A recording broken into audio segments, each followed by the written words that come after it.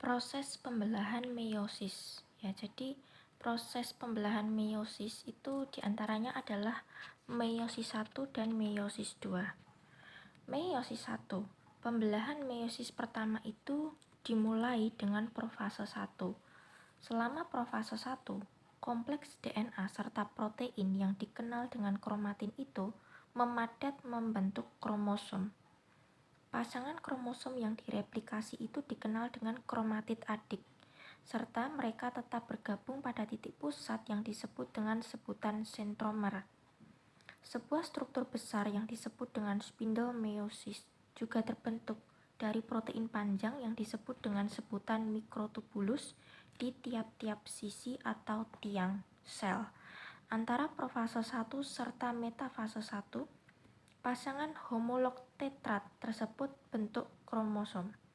Dalam tetrat, tiap-tiap sepasang tangan kromatid itu bisa tumpang tindih serta menyatu di dalam proses yang disebut dengan pindah silang atau rekombinasi.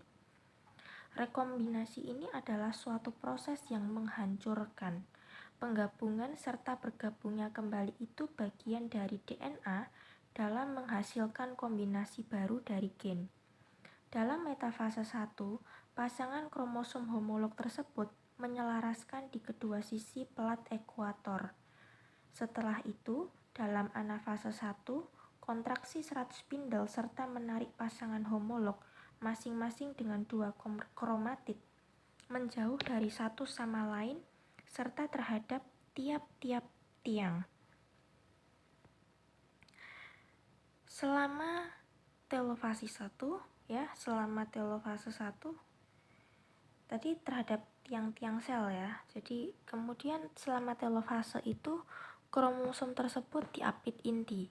Sel sekarang itu akan mengalami proses yang disebut dengan sitokinesis yang membagi sitoplasma sel asli tersebut menjadi dua sel anak. Tiap-tiap sel anak itu adalah haploid dan hanya memiliki satu set kromosom atau juga setengah jumlah kromosom sel asli. Kemudian masuk ke bab meiosis 2. Meiosis 2 itu adalah pembelahan mitosis dari masing-masing sel haploid itu dihasilkan di dalam meiosis 1. Selama profase 2, kromosom tersebut memadat, kemudian terbentuk satu set baru serat spindle. Kromosom tersebut mulai bergerak ke arah ekuator sel. Selama metafase 2, sentromer kromatid tersebut berpasangan menyelaraskan sepanjang pelat ekuator di kedua sel.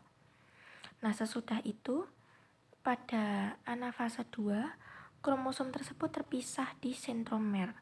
Serat spindle tersebut menarik kromosom terpisah itu terhadap masing-masing tiang sel.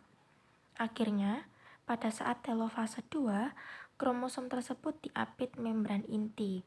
Sitokinesis berikut membagi sitoplasma itu dari dua sel, dan pada akhir meiosis ada 4 sel anak haploid yang akan terus berkembang menjadi salah satu sperma atau juga sel telur.